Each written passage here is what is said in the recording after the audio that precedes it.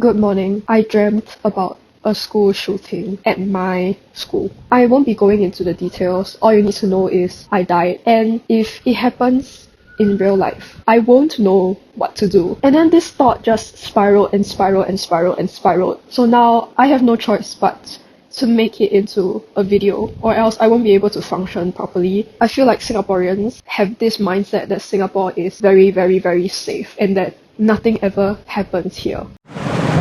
Yes, it does. It just doesn't happen to you. Some time ago, there was this case of slashing at night. The killer went into residents' homes. It's a HDB flat and stabbed like 4 people in their sleep. After this particular case, I got into a bit of a Tetris effect, in the sense that now I'm actively looking out for these unusual cases whenever I scroll through the news. And they're actually way more common than I ever remembered. Now that I have shifted from the mindset of, oh, Singapore is very, very safe, nothing ever happens here, I realized that a lot actually happens here. And these are the only ones that got reported and actually investigated. Can you imagine all the cases that went under the radar or the police reached a dead end on? Most of these cases are just a matter of being at the wrong place at the wrong time. They aren't bias-motivated crimes where the victim has to have a set identity or look a certain way. They are just unlucky, and there is no preventing them from happening to you one day as you're walking home,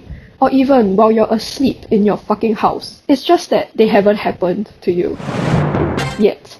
I think Singapore might be getting a bit too mindless when it comes to safety, and I'm not talking about international, and I'm not talking about external security. I'm talking about the mindsets of Singaporeans. Like, for example, Chope culture. We chope seats with our wallets and phones and bags with like laptops inside them.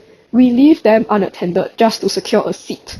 I remember in poly when we left our bags with our full like laptops and iPads and everything inside, and our thought was, who's gonna steal it? Everybody has a laptop in poly. We put our phones and wallets on the corners of the tables while we eat, totally mindless of the fact that someone could just walk by and just swipe it away. Our chope culture makes it so easy for pickpockets to steal because our belongings aren't even in our pockets for them to pick. They're right on the table. Like, come on, we're making their jobs a little bit too easy, don't you think? Child. Anyway, so I don't know about you. When I was in primary and secondary school, we had fire drills and terrorist attack drills. And as a student, I thought that it was like the best day of the school year. Like, it was fun because we could skip lessons and we would all be cheering when we hear the alarm ring. And thinking back, I realized that is so fucked up. What the fuck? At my workplace, they also have these drills because it do be a school. So my center has this door that can't be locked. And they discovered it during the terrorist attack drill. This classroom. And after discovering this, they didn't do any. Like, that just doesn't sit right with me. There's no place to hide, there's nowhere to run. And I'm just thinking, if I were a killer in Singapore, honestly, it would be relatively easier to get away with crimes compared to other countries because nobody is on their guard. And most of us, honestly, wouldn't know what to do in the face of these crimes. Like, I know, like, you call the police and everything, but and then what? What do you do, like, while you're the window of time between you calling the police and the police actually arriving? What happens? Honestly, I would be scared shitless. The fact that I would be scared shitless scares the hell out of me, knowing that I could be walking home one day and die for no reason. And growing up, I heard of like killers or kidnappers choosing targets that have like hair in ponytail so it's easier to pull, or like self-defense techniques where like you put the key in between your knuckles to stab the eye, that kind of thing. But all this knowledge is different from practice. I'm fortunate to say that I have never been in the face of such threats. So even if I have all these, like if I put keys between my knuckles, pen knife in my pocket, let my hair down and everything, if a kidnapper were to come, I wouldn't know what to do. I would just freeze.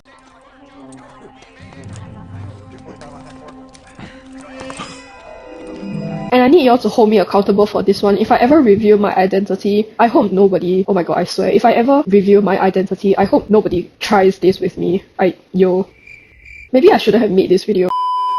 If you're a killer watching this, please spare me. I don't want to die in such a lame way. And like, just something to think about. If it happened to you, would you have survived? How confident on a scale of 1 to 10? Why or why not? I need answers. I think because everyone in Singapore is just so used to this culture that Singapore is very safe. So even when we go overseas, we're not really exposed to the possibilities that could be possible. Possibility of all those possibilities being possible is just another possibility that can possibly happen. Okay, bye.